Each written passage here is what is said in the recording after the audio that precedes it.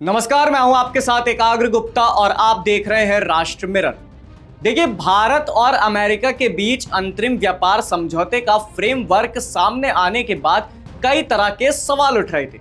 सबसे बड़ा सवाल यह था, क्या भारत ने अमेरिकी दबाव में आकर अपने किसानों और डेयरी सेक्टर से समझौता कर लिया है? अब इस पर खुद वाणिज्य और उद्योग मंत्री पीयूष गोयल ने पूरी तस्वीर साफ कर दी है। उन्होंने शनिवार को विस्तार से बताया कि भारत ने अमेरिका को किसी भी एग्रीकल्चर या डेयरी प्रोडक्ट पर कोई टैरिफ छूट नहीं दी है।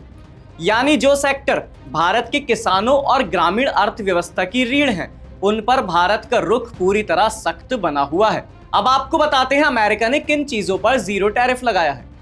पीयूष गोयल के मुताबिक अमेरिका भारत के कई उत्पादों पर जीरो ड्यूटी यानी जीरो टैरिफ लागू कर रहा है।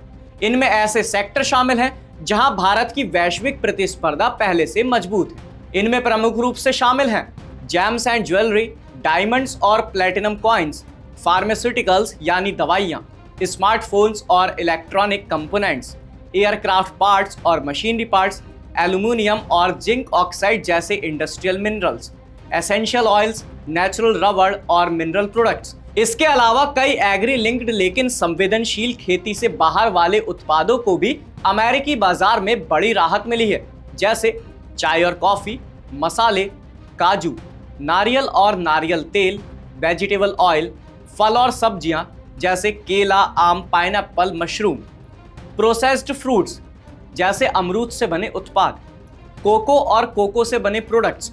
यानी भारत के वैल्यू एडिड और एक्सपोर्ट ड्रिवन सेक्टर को सीधा फायदा।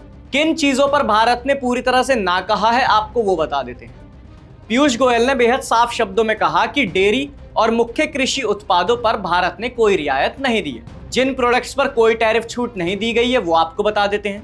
दूध, पनीर और सभी प्रकार के डेयरी प्रोडक्ट्स, मीट और पोल्ट्री, चीनी, सोयाबीन, मक्का, चावल और गेहूं, ज्वार, बाजरा, रागी, अमरनाथ, दाल और चना, फल जो कि संवेदनशील श्रेणी वाले आते हैं, green tea, cocoa, animal seeds और उससे जुड़े उत्पाद, नॉन अल्कोहलिक प्रोडक्ट्स, इथेनॉल, तंबाकू। सरल शब्दों में बताएं, किसानों और डेयरी सेक्टर पर कोई समझौता नहीं हुआ। $30 ट्रिलियन का मार्केट खुला। पीयूष गोयल ने कहा कि यह फ्रेमवर्क भारत के लिए $30 ट्रिलियन की अमेरिकी अर्थव्यवस्था का दरवाजा कम टैरिफ पर खोलता है। उन्होंने कहा किसानों और डेयरी को पूरी तरह संरक्षित रखा गया है। ये फ्रेमवर्क कल देर रात फाइनल हुआ और आज पूरे देश में इसका स्वागत हो रहा है।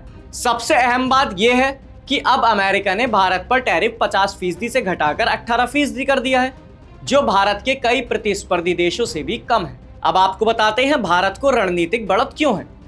पीयूष गोयल ने तुलना करते हुए बताया कि चीन पर टैरिफ 35% है, वियतनाम पर 20% है, इंडोनेशिया पर 19% है, तो वहीं भारत पर 18% है। यानी अमेरिकी बाजार में भारतीय उत्पाद अब ज्यादा प्रतिस्पर्धी स्थिति में होंगे।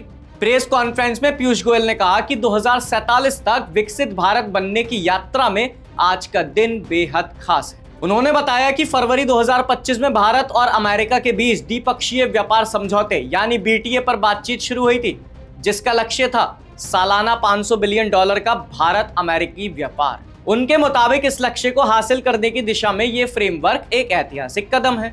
उन्होंने कहा पूरे देश में उत्साह है, हर सेक्टर भविष्य को लेकर आशान्वित है।